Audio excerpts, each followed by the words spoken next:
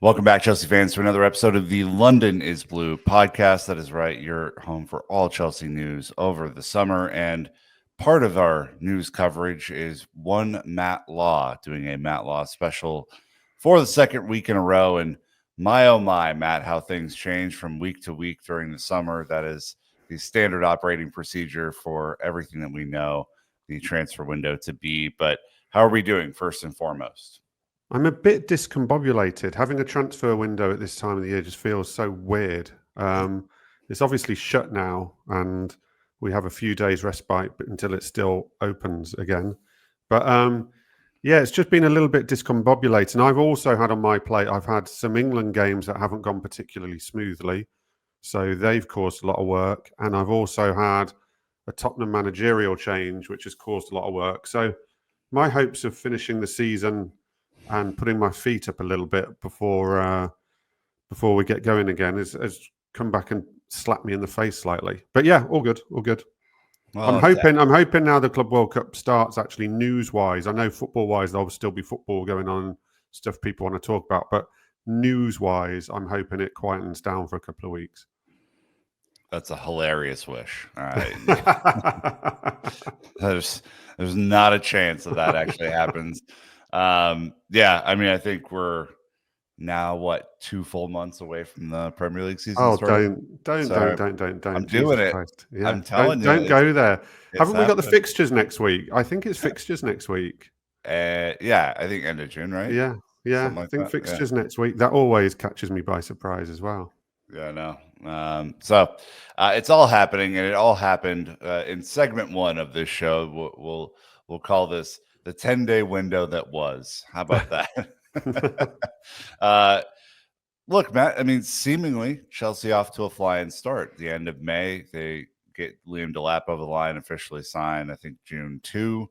Yeah. We talked on the 2nd of June, just possibility buzzing in the air, lots that could have happened. We're kind of in the throes of Chelsea wanting to get a lot of early business done to get folks in for the Club World Cup, and even mentioned goalkeepers. Before a lot of people were talking about goalkeepers, we talked about Mike Maingan, who we gave him a mention, didn't we? Yep, who Chelsea then went on a quest to potentially sign that didn't work out. Can you quickly talk about the Maignan saga? I think there are a lot of Chelsea fans who got their hopes up for that one, and of course it didn't happen before the Club World Cup break was instituted. But yeah, is it dead? Look, as far as Chelsea are concerned at the moment, let's say the chapter is closed. I don't like saying things are dead because I've had it bite me on the arse, quite frankly, in the past. Mm-hmm. But Chelsea consider the chapter closed. We'll see if they revisit it. I'm always super cynical about these things and think that until the guy's gone elsewhere, especially in his situation with the contract situation, I'm always very scared to say never. But Chelsea consider the chapter closed at the moment. I mean, look, we gave him a mention on the last show because I did know they were interested in his situation. What took me by surprise is when I got a little tickle towards the end of last season that they were interested in his situation. It was told to me then it was one to probably watch for late August, for if he hadn't signed a contract and hadn't gone anywhere and there was a potential of quite a favourable deal. And the thing that surprised me, obviously, is it went the other way. They went for him earlier or made the check on him earlier rather than later, and looked at doing it in time for the Club World Cup. So that's the part of that took me by surprise, not the interest. Look, they put a valuation on him, about £15 million, and wouldn't deviate from it.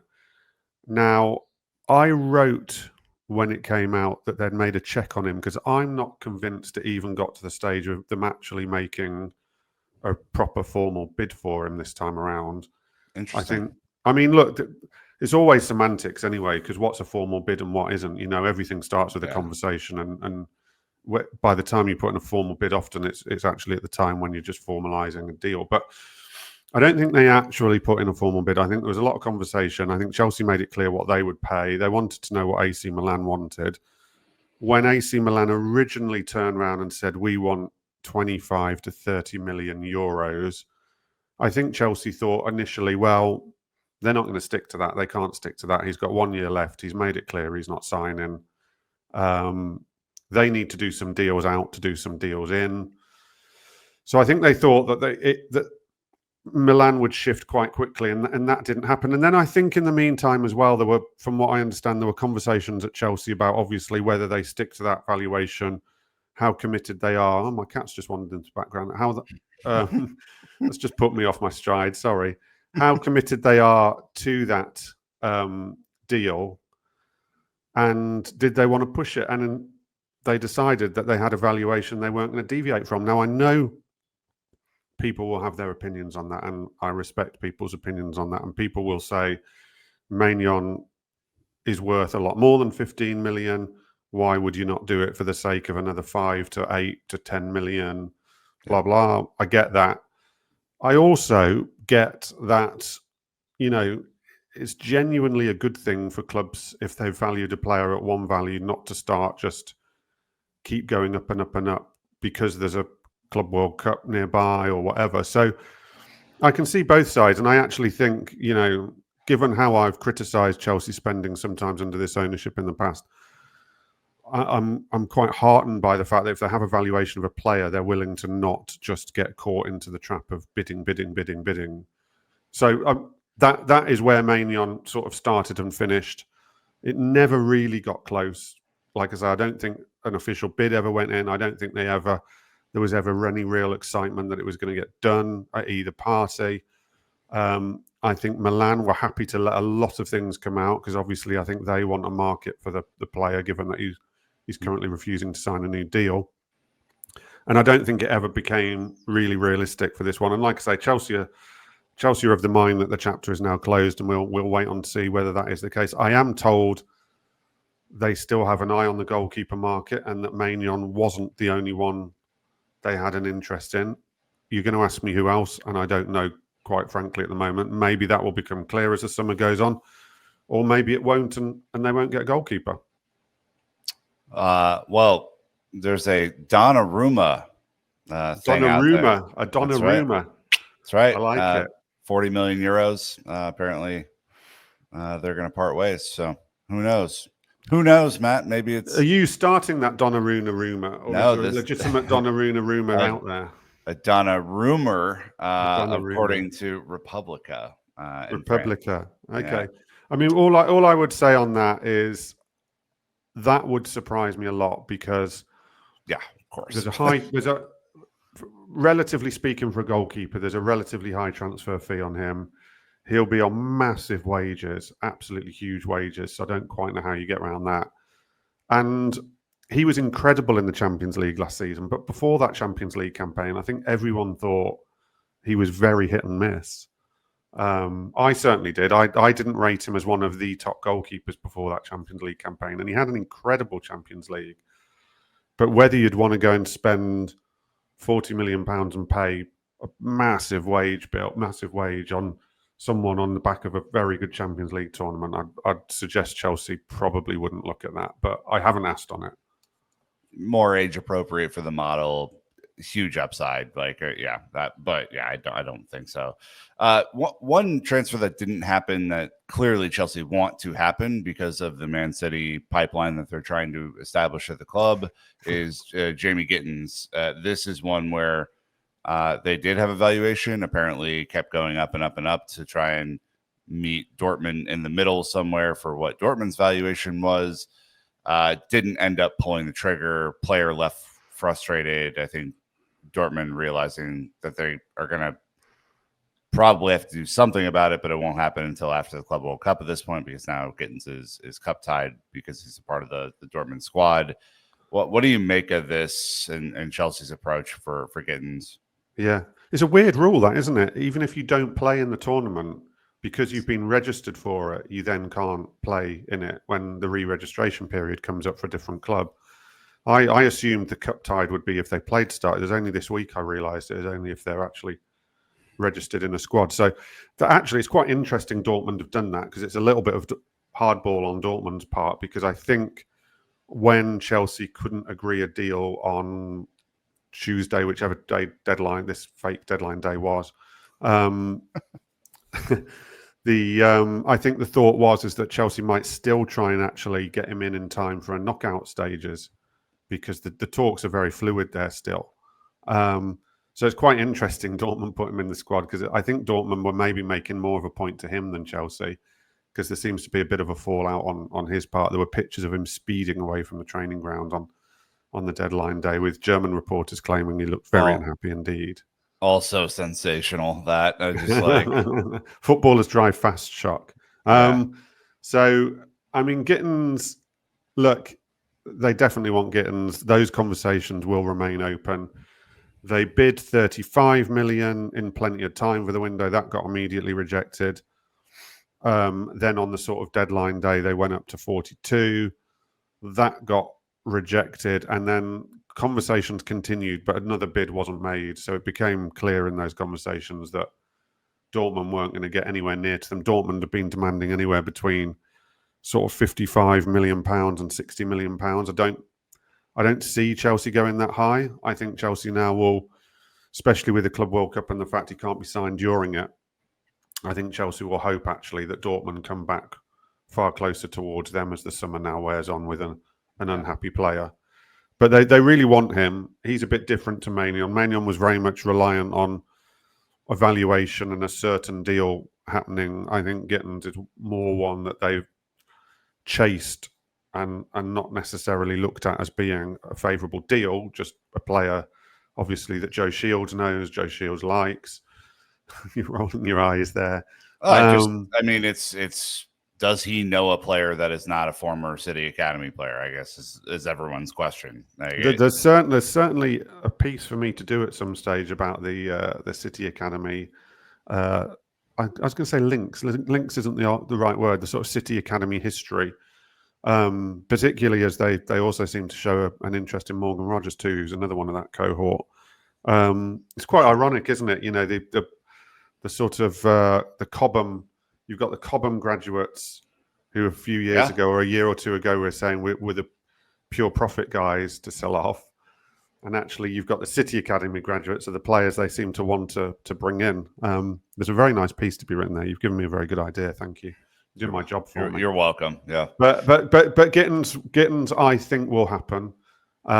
Gittens talks remain. I think there's optimism that will happen.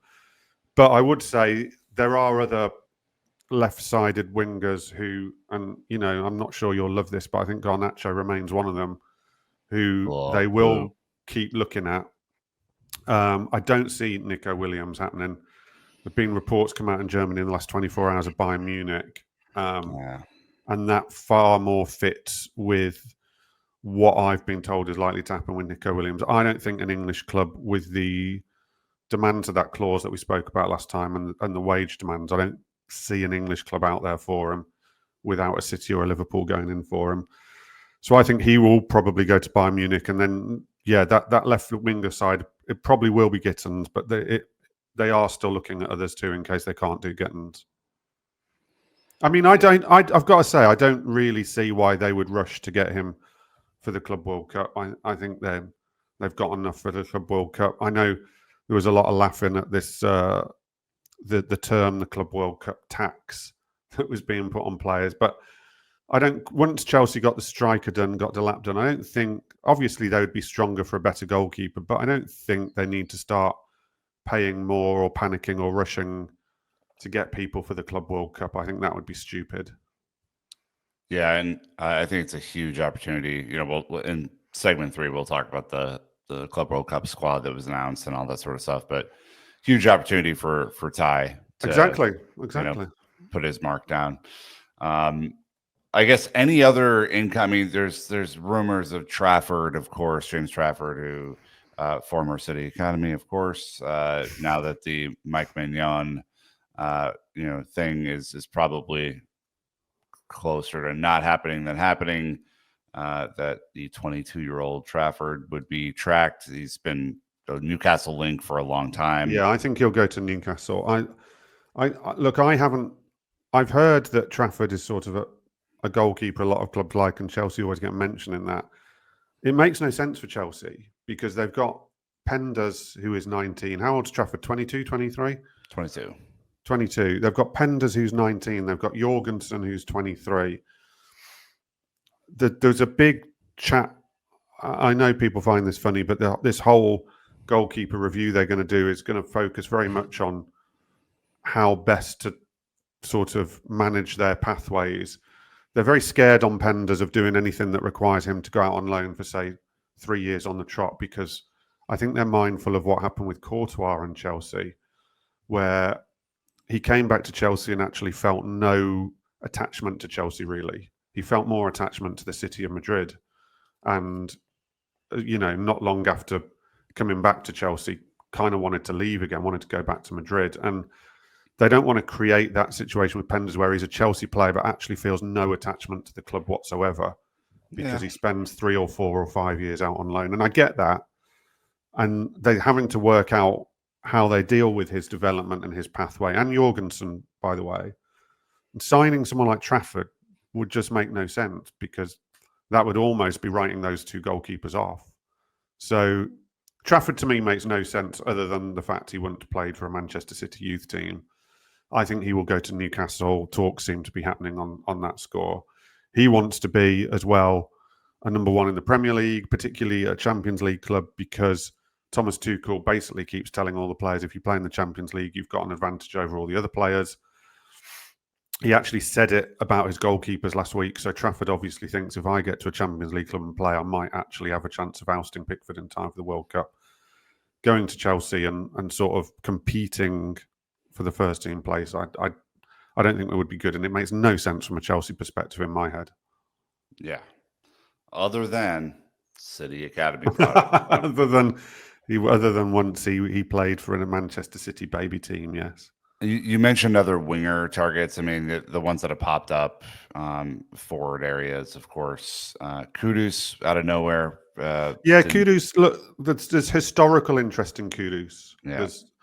There was. But he's not a winger. Years ago. More than that, he's like kind of a. He's not a winger. I mean, we'll probably get onto this. What they are looking for sure, and I think this is a slow burn through the window, because I think they need to sort out Felix and Nkunku around this. They are looking, as well as a left winger, as a versatile forward, which is why they're interested in Ekatike still. Remember, he played with Marmouche at Frankfurt. He can play as a striker with a striker in a variety of different sort of striking roles. And João Pedro, they have shown an interest in. And similarly, he can play on his own up front. He can play with someone else up front. He can play off the flank. And they want, if they can move out Felix and Nkunku, they feel there's a slot for a versatile forward, and they would like someone with a little bit more sort of pizzazz to them, a bit more pace, a bit more directness than Nkunku and Felix offered, who can, like I say, basically play around a striker. And if you've got some sort of striker injury crisis, like they had the 2 strikers out this season, who can maybe fill in more successfully than the others did this year. So I actually think, and I know we wouldn't think of Kudus as that, but I actually think Kudus would be more in that conversation of a versatile forward. Yeah. He's definitely more of an inside player, chaos maker. Who could play off a front man, and in an emergency might be able to play up front as well. So he would fit into that. I think that, like I say, that versatile forward role is a slow burner, but they're not going to pay. Kudus has got an 80 million release clause that runs out at some point. They're not going to pay that for him. They were interested a couple of years ago. I think West Ham are interested in a few Chelsea players who might be allowed to leave. Petrovic could end up being one, and potentially Dewsbury Hall. But I think his name, if it came up, would have come up in those conversations. And I think Chelsea would have only been interested if for whatever reason West Ham were selling at considerably lower than the 80 million release clause. Is there another name that we're not thinking about for a attacking option that could pop up throughout the summer? Not necessarily like next week or anything, but something that Chelsea have been tracking.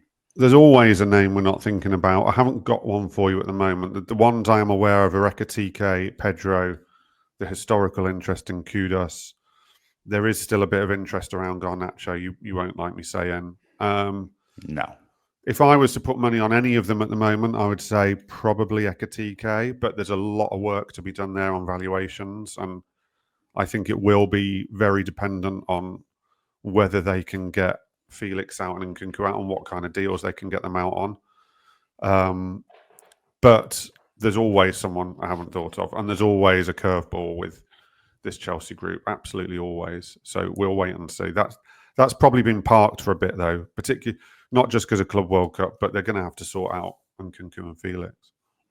So you think kind of Chelsea are done from a striker perspective, other than... I think number 9s, I think unless a club comes in with a very big bid for Jackson, if a club did come in with a big bid for Jackson, that would give them a decision to make. But yeah, unless a club come in for Jackson, I think that they're gearing up for Delap and Jackson being the number 9s and sort of fighting it out for number 9. I know Jackson can play elsewhere, but I think they see him as fighting out for the 9 position. They want to bring in a left winger, and they would like a new versatile forward. But the 9s, unless Jackson goes, are Delap and Jackson. And I think that kind of leaves us with just defenders at Yep. this point, because we've covered everything else. Any news on any defenders? I think Chelsea, obviously introducing Mamadou Sarr this week from Strasbourg, who's now a part of the Chelsea first team, was given a squad number straight away, which I frankly had just kind of written off in my head that he was going to be a part of the squad this year. So that does leave Chelsea with a surplus of defenders to sell. We'll talk about that in segment 2. But anyone else that they're looking to bring in? So they're not desperately looking at the moment, but since I last spoke to you, I've been told that if they do, and the people they're more interested in are more towards the left side than the right side. So a Hato is probably more likely than I'm trying to think of a right side off the top of my head at the moment. But anyway, basically they're more interested in the left side, because obviously if you need to help out Cucurella, you could either buy a centre-back who can also play left-back, or you can buy a left-sided centre-back that would allow, on occasion, and only on very rare occasion, Colwill to help out at left-sided left-back.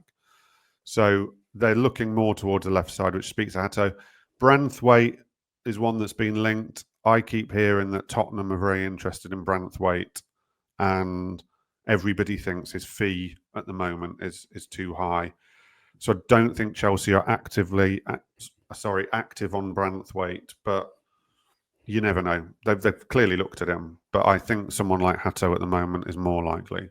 But that left side is more likely than right side currently. Do you think, we did our annual Keep Sell Loan episode Monday, Tuesday this week. Do you think that there is a chance, just given the fact that for whatever reason, we haven't signed a backup left back for Cucurella, do you think that Malo Gusto potentially makes the shift over as deputy this year for that role? He could do. And don't forget that Reece James played left back not particularly successfully for England the other day. He can fill in there. So you do have options around that. You can definitely try Gusto there. You can shift over James there. If you have another left-sided central defender who you like, you can put Levi there. I know no one loves it, but you can do it. So they do have options. I'm not sure they're in the market for a specialised backup left-back. I think they would prefer to add to the squad with someone who's versatile, who can help the squad compete. Do you think that presents a risk? Yes, I do think it presents a risk. As do I, Matt. As do I. Any other incomings that are of note right now? That's the people want to know. No, I think we've got through the incomings. I often come off these and think, shit, why didn't I say that? Or I've forgotten that. Just with Chelsea, it's quite hard to remember all their players and everything they're doing. But I was going through it on a little tick sheet this morning in prep for this, and I think we have covered all positions and people so far. All right. Thanks to Nick Vadya for the Magic Mike question. And of course, Graham Cracker asked about Osimhen at this point since the deal to Saudi collapsed. It doesn't sound like that is on the cards. No, I mean Osimhen's a number 9, isn't he? I think that from that point of view, no. From a wages point of view, no. I think there's a lot of English clubs who've done a lot of due diligence on him, and you've got to wonder why none of them are really going for him. Look, I hate coming on shows or writing that players' attitudes are a problem when I've never spoke to the player. I've never been in the same room as the player. It seems incredibly unfair of me. But clearly people have done background information, and you've got to wonder why there's been a lot of English clubs after number 9s and no one's actually gone for him. I would just leave it at that. Yeah, Gyokeres either. I think Gyokeres probably will end up coming. I think though the slight fear on Gyokeres is that Brighton let him go, and Brighton don't get many wrong. So why did Brighton let him go? Wow. Chelsea could potentially argue that point all day. Look, we're going to move over to the business yet to be done. And Matt, as of yesterday when I was putting the script together, because we're not going to have time to go through every single player that Chelsea are going to sell or loan, it's a list that is potentially like 26 people long. Oh God! Apart from the headline list, I've given up going through it all. I just concentrate on the headline names, to be honest with you. Let's just position group light touch this. Marcus Bettinelli, of course, moved this week. That was one that we didn't see coming when we were doing our keep sell loan because he was our third choice keeper in every situation. So that got done earlier this week. It appears that Kepa to Arsenal has stronger legs than I originally thought it would for him to go be backup to David Raya. My initial information was he didn't really want to be a backup, having been playing every week at Bournemouth. And I know there was interest from some good clubs to make him number 1. So that surprised me. Has it actually? I haven't seen it's gone through yet, but I don't think it's gone through yet. But it feels. I feel like close. it's basically done. Yeah, that surprised me that he would be up for that. Let's put it that way. From what I had heard. Of course, we'll talk about Petrovic here in the goalkeeper group because the news of the week has been. Chelsea originally briefed that open competition heading into Club World Cup. Then Chelsea go after Maignan. Then Petrovic is not included into the squad, and he wasn't included into the squad, according to your reporting, because he wanted to stay back and prepare for whatever was going to happen this summer. There are a number of clubs that would be open to signing him. I think he's pretty highly regarded at this point across Europe. It's not on huge wages. It's not a huge transfer fee. So I think would be pretty attractive in the market. What happened here to, hey, everyone's competing to not really? Well, yeah. I mean, at the end of the day, I can only believe what I'm told, and nobody's pushed against this, is that about 3 weeks ago, Petrovic basically said, if I'm to come back and play for Chelsea, I want to guarantee that I am the first choice. I now consider myself a first choice goalkeeper. I've spent the season on loan at Strasbourg. I've done very well. I know other clubs want me because people have been in touch with my agent. Yep. If I come back to Chelsea, I want a guarantee that I will come back as number 1. Now, obviously, I don't think he was wanting a guarantee that he doesn't have to perform well and fight for his place from that point of view. But if I come back, I'm coming back as number 1. I start as number 1, and it's for me to hold on to that place. Chelsea don't feel they can give him that because they don't feel they're at that stage with him. Chelsea would want him to come back to fight to be number 1, and he wouldn't probably start as number 1.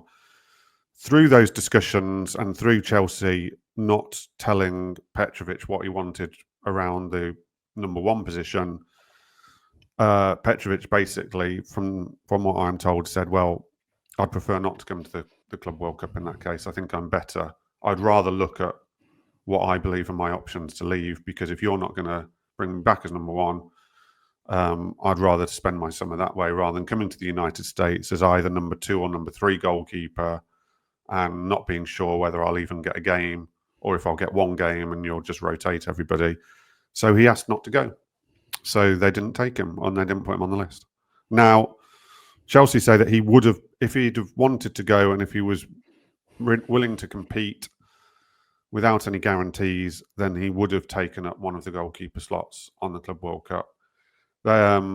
It's also been insisted to me that should he not move anywhere before, we don't actually know when they're coming back for pre-season training because of the Club World Cup, because basically Club World Cup, whenever they get knocked out, they'll have 3 weeks off from that minute. But whenever they come back for pre-season training in July, if he hasn't got a move away, he will return, they say, to training with the first team group. He won't be put in some sort of bomb squad. He won't be left out of it. And at that point, when he's training with the first team squad, Chelsea would consider him fighting with the other goalkeepers for the number one spot, were he not to leave in between that time.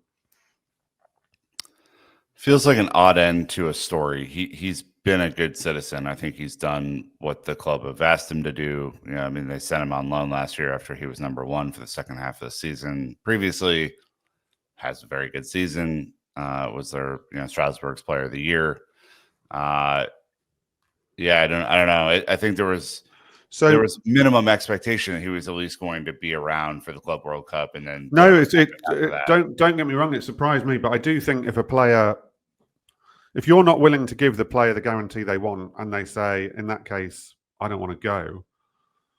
Yeah, I don't want to get injured and ruin my chances. Yeah, exactly. I don't want to spend a month just traveling around America when I think I might not be doing anything in that time. He's just played for Serbia, so he hasn't had a break yet. Yeah, I get it from his point of view, but I do get it from Chelsea's point of view. There seems little point in taking him if he says he doesn't want to go. He'd rather look at his options. I'm told he's a very good lad. I'm told that he's a nice lad. I think he is a headstrong lad, because I think this time last year, when it was made clear to him, you won't start this coming season as number one because Maresca doesn't see you as a style fit for him at this stage. I think he then also made it clear this time last year that if he wasn't going to be number one, having spent the season as number one, then he would rather look for something elsewhere, and the club worked with him to do the Strasbourg loan. So I think he is headstrong. He clearly knows his own value and his own worth, and he thinks he's better than Chelsea's goalkeepers. And he thinks if he's going to go to the Club World Cup, he should be playing ahead of them. Chelsea are still unsure whether stylistically he's the right fit for Maresca. So I mean, out of 100, what are the odds that he leaves this summer? Currently, as we sit here today, out of 100, I'd give it an 80 to 90% chance. Yeah. I don't think he will be a huge fee, because there's not huge fees for goalkeepers around. You'd imagine 25, 30 million would do it for him. As you say, his wages, you'd imagine, will be pretty relatively small. Yep. And there's a lot of interest. We know West Ham want a goalkeeper. We know Bournemouth now need a goalkeeper because Kepa's gone. So I'm told there's interest from the Premier League. I haven't been told the clubs, but an educated guess, you'd start with those two. Strasbourg would like to sign him permanently, which clearly is a very difficult negotiation to have with Strasbourg and Chelsea. I don't know how they're going to get it done, Matt. Relations are terrible, I'm told. And there's other interest in Europe. I mean, whether people have even speculated, and I've not heard this, but that AC Milan could have a look, given that Maignan looks like he's leaving AC Milan. I think there'll be a market out there for him, and sitting here today, I would guess he will get sold. All I would say is I know that will create anger. What did they sign him for? 10, something like that from MLS? Yeah, so pound. I think it was $12 million. Yeah. So I don't know what that is in pounds. So it's actually, he will be regarded internally as a successful transfer, because you bring someone in from the MLS for, let's say, 12 and a half. He's your number one for a season, so he actually does stuff for you for a season. And then he sort of doubles his value out on loan, and you end up taking quite a healthy profit on him. Business-wise and sporting director-wise, in any club, not just Chelsea, that would be considered a successful transfer. I know that's hard to process in your head when you think the guy is good enough to play. I'm just trying to tell you how clubs think as well. rapid fire on some of the other outs, and there are I counted. I think we're at 27 or 28 outs that are possible this summer. And Sometimes I play a game with Chelsea players with friends of the amount of them I would definitely recognise if they knocked on my door out the blue. And there are some who I think I would assume would be Amazon drivers if they knocked on my door out the blue. One that wouldn't be, because he was on loan to your club, Axel Disasi. Odds out of 100 that he is sold this summer. Sold or loaned? Are we just saying out? Loan is an option? Well, might have to be. Oh, man. What a bum. You've got to find a buyer. I mean, it would depend on the valuation. What's going on with you? If you're saying chances of him not being at Chelsea at the end of the window, I'd say 99%. Between loaned and sold, I'm not sure. Oh boy, so the value's kind of tanked that much, huh? Well, I don't know that it's tanked that much, but Chelsea will still retain quite a high-ish value on him. I'm assuming, because they won't want to make an accounting book loss on him, and because we've seen this with Chelsea before, even in the last ownership, you're better off loaning a player for a year than you are accepting an accounting book loss on them because of the way football works, and it drives me slightly mad these days. But yeah, I'm not convinced they'll do the sale. They'll get a sale at what they want. They'll say they will. So sale or loan, 99%. What about Benoit Badiashile out of 100? Good question. Good question. Well, is my out of 100 leaving? Yeah. Yep. Oof. 50-50. 50%. I think they want. Don't get me wrong. I think they'd like to. Yeah, I think so too. Especially Sarr coming in. Yeah. Potential for Hato. I think it would make sense. Our favorite one to talk about, Trev Chalobah, who was featured in the preseason marketing, was given his England debut last week, or this week, I should say, and is now like you're seeing him more prevalently. The situation is different to other seasons on Chalobah. I wrote about him last week because Napoli have shown an interest in him, and that is very genuine. But I am also told that the situation is different. Whereas in the last 2 summers, he has definitely been offered to clubs and told to find a new club and told that his future doesn't like Chelsea. That has not happened this summer. He's not been put on any lists. He's not being touted around, which he has been in the past. But there is a but. Of course there is. They are not going to, a bit like with Petrovic, they are not going to give Chalobah any playing guarantees. And Chalobah does definitely want to be confident he's going to play a lot because of the World Cup and because he feels he deserves it. Now, they never give him any playing guarantees, and he generally plays lots when he is at Chelsea. Yep. So I would suggest he could probably get along quite well without any playing guarantees, particularly with Fofana's fitness. This summer, it's going to come down more to Trev, from what I understand. If Trev, in the summer, says to them, look, I don't think, however much you tell me you like me now, and however much you're not trying to sell me now, I don't think you're going to play me that much. I think Fofana's going to play a lot, and I think Tosin's going to play more than me. I need to go. They would sell him if he goes around and says that. If he is happy with his situation and he's happy to be in a 3-way fight and he thinks he can win that 3-way fight, there's a chance there's definitely more than a chance he will stay. So it's more on Trev this season, and I think people will be pleased to hear that for the first summer and at least 2, if not 3, he's not being put on lists and not being touted around clubs. Love to hear it. He said, I still have 3 years on my contract, so I'm just focused on Chelsea at the moment. Whatever happens, happens. Just focus on the now and leave all the noise surrounding me or my future. I'm looking forward to the Club World Cup. But he will have interest. I mean, his decision may also be influenced by, if Conte gets on the phone and says, come and play in the Champions League, look what McTominay's done, look what Gilmore's done. Any defender I would imagine would quite like working under Conte, because certainly defenders he makes a lot better. Or whether it's another club. So watch this space a little bit, but it is different from other summers with Trev. Renato Vega out of 100 quickly.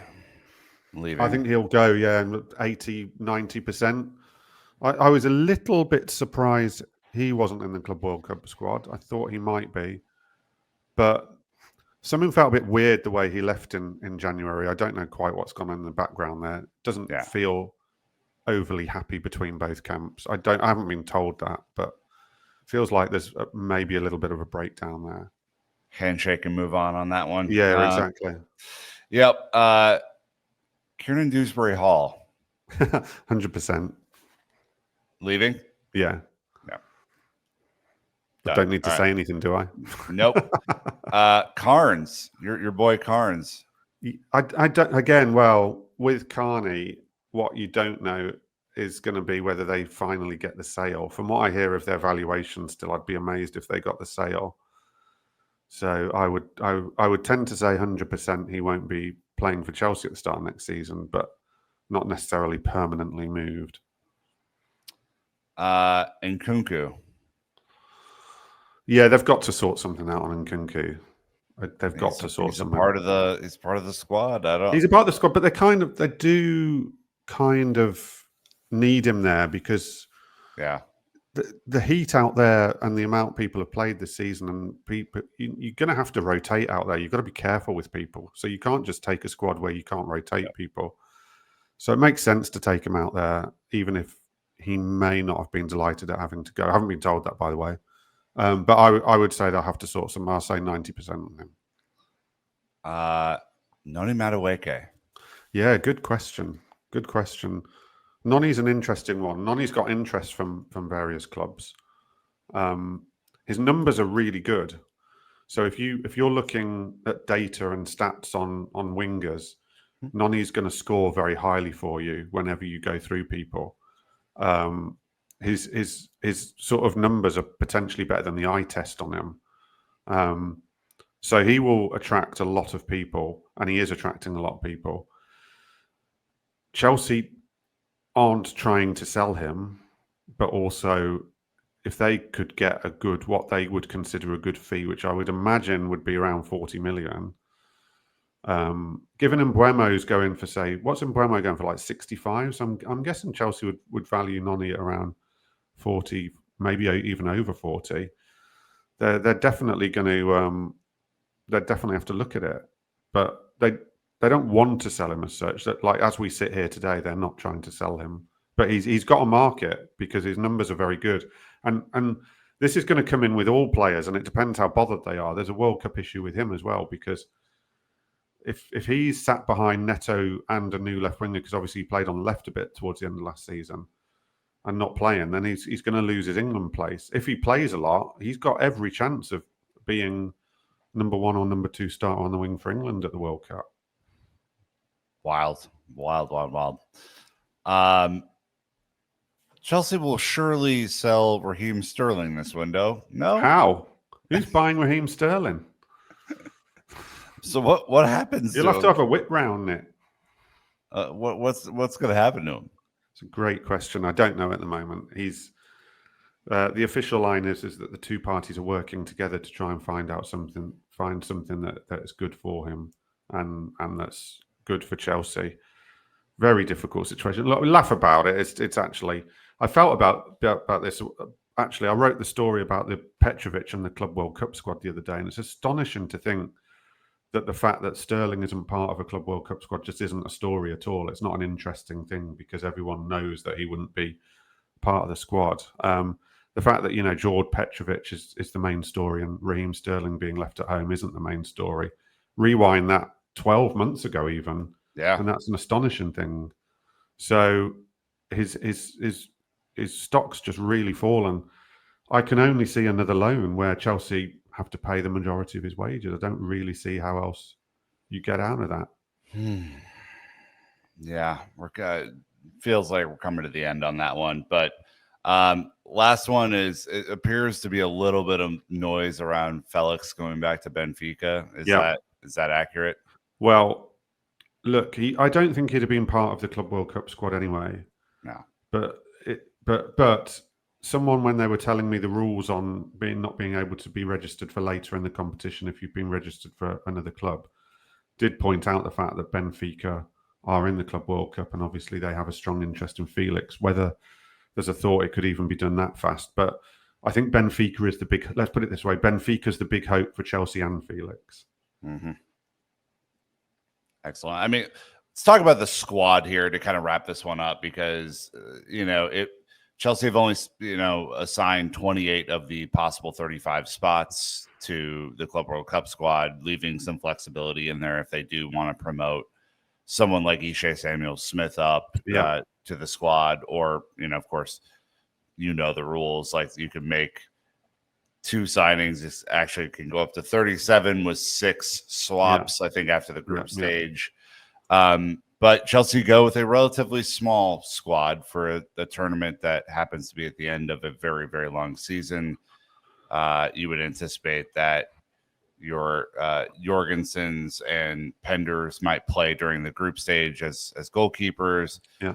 You would imagine that there's going to be a hell of a lot of rotation in defense. Your Tosins and your Joshes. Yeah. Mamadou Sarr probably gets a fair amount of run out in the group stage. Yeah, imagine so. That your Asugos and your Andre Santos get a hell of a lot of run out in the group stage, because midfield needs to certainly rest. Probably Kieran Dewsbury Hall as well. Yeah. And then up top, really the only addition that you make is Liam Delap to the core group from last year. Mark Guiu's back and I think healthy for the first time in 4 months now. Whenever that West Ham game was, Obviously some significant folks left at home: Felix, Sterling, Petrovic. West Fofana was never going to make the squad, just no chance. Dealing with an injury. What did you make of it yesterday when the news came out?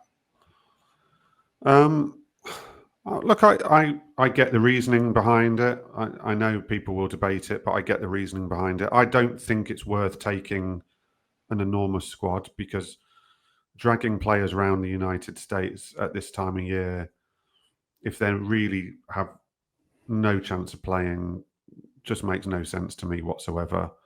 I think the squad is big enough to, when you just went through it, I mean, you can basically rotate all your goalies all the way through if you want the group stages.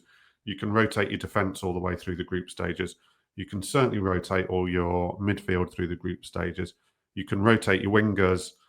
You can rotate your strikers as well. You're obviously mainly rotating your first choice strikers. I mean, as you say, Mark Guy is there. Delap, though, has played this season for a team that's not been in Europe. He was going to play all summer anyway at the under-21 tournament.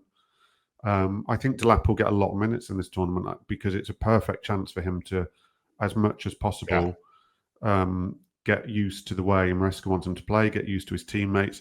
It's better than pre-season matches because there's more riding on it. There's a better intensity. So I think it's a great opportunity for them to really try and get Delap integrated to a really good stage. I mean, I've talked to you off air about this competition. I'm not a big fan of the competition, but what I would say is I think it's good news for Delap and his, integration as a Chelsea player. So I think he will get a lot of minutes. But I think it's plenty big enough to rotate as much as they need. I don't think you need sort of 3 or 4 players for every position, and taking around kind of 35 players just seemed madness. I mean, I don't know why you'd want to take 35 players to the United States. It'd also cause issues with, technical issues around how you do the training and stuff like that would become a nightmare. You'd just have so many bloody players. Yeah.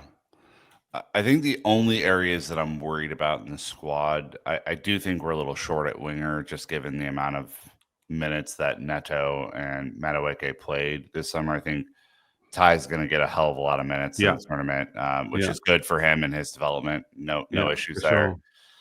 And I really was expecting Samuel-Smith to kind of deputize left back, so that might be Malagusto deputizing left back for Kukurea. You got to rest Kukurea at some point. I mean, the way Enzo plays as well. I mean, with he liking his inverted fullbacks, he can maybe try something at left back in terms of the inversion as well, like we've seen him do from the right back position before. So there's room surely in the group stages, with the level of opposition in the group stages, to be creative before you get into the games where you'd feel it would leave them with no chance were they to try something like that. So I think we'll see a little bit of creativity around it. I agree with you. I mean, just looking past the Club World Cup, the left back spot is the worry spot with Cucurella. They've got to rest him.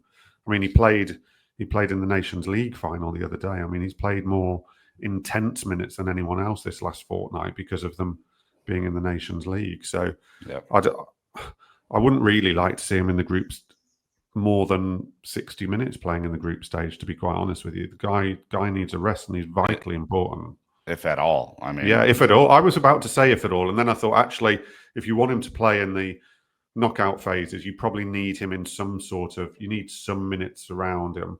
Feels surely dangerous. He'll be training, though. I mean, it's not. I know, but on the pitch pitches out there as well, and with the way injuries work, I've been told before when I've talked about just resting players for 2 weeks that can actually not be the best thing to do. Right. But yes, certainly you don't want him playing much. If he is playing, you only want him playing as a way of ticking him over and actually trying to avoid any other injury. Yeah, I'm excited to see Asugo. I'm excited to see Andre Santos. Andre Santos is the one. I mean, yeah. I'm not actually going out to the tournament, but I'm going to watch it all on television back home. And Andre Santos is the one I'm really looking out for, to be honest with you. The Asugo's interesting. The new boys, Delap's obviously very interesting. Asugo's interesting, but I'm really, really kind of interested to see where Andre Santos plays, how he fits into it all, and just what real level he is in a Chelsea shirt. It's quite hard to know where to place him. I'd have liked to have seen one. I'd have liked to have seen, but I understand why he's not going as well. I'd like to, just for fun, even if it was only for 60 minutes, somewhere, seeing Kendry Paez, because I've just not seen Kendry Paez play a lot of football. But he's going on loan to Strasbourg next season. Yep. And they felt it better not to risk anything around him. Yeah. Yep, Ty and Josh, huge opportunity in front of them as well in this tournament. So looking forward to that. We got 2 bonus questions I'm going to throw at you. One of them I found really difficult, but I'm going to try because you did give me a little preview to them. I gave you a preview. The first one was your favorite part of the season, game transfer or anything. Is this the hard one, Matt? Well, it's not, but I'm guessing that you want it from a Chelsea perspective. Yep. I'm struggling more on a Chelsea perspective. I can only think of Villa beating Bayern Munich when I was there, and it was just incredible. I mean, that was one of my favourite times at a football match. Chelsea was, do you know what? I feel really bad saying this because it makes me sound like I've got no joy for Chelsea's season whatsoever, and I did enjoy Chelsea's season. The Brighton game at home was a lot of fun. It was a crazy game, and, Chelsea just destroyed them. Also, I actually think, do you know what? I do know it. Chelsea away at Tottenham when Tottenham went down to the... Oh, no, that was the season before this, wasn't it? Yeah, what am I talking about? Yeah, I'm struggling. I'm really struggling with that question. Really struggling with that question. I don't have, I have a standout moment, which was Fulham away and the Neto goal. That's Chelsea's, moment of the season. In terms of my favourite, I'm not a Chelsea fan, so it's really difficult for me, that. Sorry. It was the Joao Felix signing, wasn't it? That was your that was your favorite. Yeah, it definitely was. It's always with Chelsea. One of my favourite moments is always the transfer window shutting. Yeah, well, 2 more months, man. Don't worry about it. I guess bonus question, the real one, was from Chelsea 09. So that was from Solis. This is from Chelsea 09. Said, married to a Northerner, can Matt explain the dynamics between the North-South divide in England? They seem opposite to the U.S., which is a keen observation from Chelsea 09 there. It made me laugh, this. It's a very sort of traditional question. I mean, look, the North-South divide has been closed up in recent years. I feel like I'm going to start getting into a historical, political lesson here. When the BBC moved all their offices to Manchester a few years ago, there was a levelling up, shall we say, and a lot of people from London moved up north to Manchester. So there's been a levelling up. My wife would tell you that people in the north are much friendlier, much nicer, much harder working, and generally just much harder, and like better beer. And quite frankly, it's hard to argue with that. Well, you wouldn't argue with her anyway, though. But I lived in the Midlands. I love visiting Manchester. But I'm very happy in London and won't be leaving. So read into that what you will and where I prefer. Yes. Okay. All right. There it is. Well, look, Chelsea fans, that has been a wrap on the Matt Law special. Of course, we'll be back with tons of news and updates. If you're coming to the Club World Cup, you know where we're going to be. Legends in New York on Saturday. We're going to be in Atlanta at Stats Brew Pub on Monday. And of course, we will be at Tiernanog in Philadelphia on next Thursday, the 19th as well. So lots going on. Please DM us if you have any questions. But until then, you know what to do. Keep the blue flag flying high.